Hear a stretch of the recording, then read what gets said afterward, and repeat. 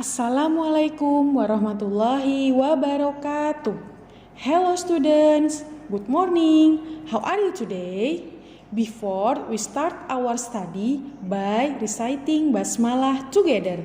Bismillahirrahmanirrahim. Teman-teman tentunya pernah bercermin bukan? Cermin merupakan salah satu benda yang memantulkan cahaya.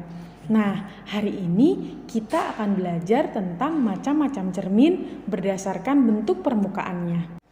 Berdasarkan bentuk permukaannya, cermin dibagi menjadi 3. Ada cermin datar, cermin cekung, dan cermin cembung.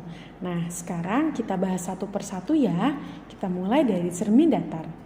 Cermin datar merupakan cermin yang sudah umum ada di rumah kita dan bentuk permukaannya datar. Cermin datar mempunyai sifat-sifat sebagai berikut. Yang pertama, ukuran besar atau tinggi dan jarak bayangan ke cermin sama dengan ukuran besar atau tinggi dan jarak benda ke cermin. Kemudian, kenampakan bayangan berlawanan dengan benda. Misalnya, tangan kanan di cermin menjadi tangan kiri. Kemudian, bayangan bersifat semu atau maya. Artinya, bayangan dapat dilihat di dalam cermin, tetapi tidak dapat ditangkap oleh layar. Contoh benda yang menggunakan cermin datar yaitu cermin rias. Yang kedua, cermin cekung. Cermin cekung adalah cermin yang bidang pantulnya melengkung ke arah dalam.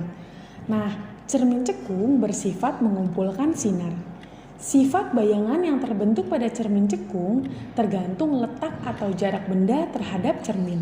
Nah, jika benda berada dekat dengan cermin cekung, bayangan bersifat tegak, terbalik, diperbesar, dan semu atau maya. Sedangkan jika benda berada jauh dari cermin cekung, bayangan bersifat tegak, terbalik, diperkecil, dan nyata. Contoh benda yang menggunakan cermin cekung adalah bagian cekung sendok makan, kemudian ada lampu senter, serta lampu mobil, dan lain-lain. Selanjutnya adalah cermin cembung. Cermin cembung adalah cermin yang memiliki bentuk lengkung, di mana permukaan cermin yang memantulkan cahaya melengkung keluar.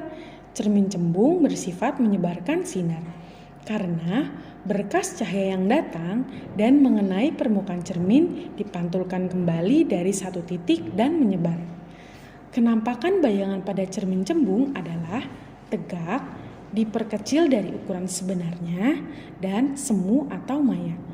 Contoh benda yang menggunakan cermin cembung adalah bagian belakang dari sendok, kemudian kaca spion, serta kaca tikungan pada jalanan. Nah, tentunya teman-teman pernah melihatnya ya. Kita juga akan belajar tentang sifat cahaya pada periskop. Periskop digunakan oleh kapal selam untuk mengamati keadaan di permukaan laut.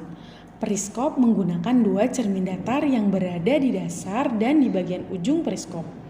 Dalam penggunaannya, periskop memanfaatkan 2 sifat cahaya, yaitu cahaya dapat merambat lurus dan cahaya dapat dipantulkan. Bayangan yang dihasilkan oleh periskop adalah sama seperti benda asli yang diamati. Nah, sekarang kita perhatikan cara kerja periskop ya. Yang pertama, cahaya yang masuk dari bagian ujung periskop akan dipantulkan oleh cermin pertama.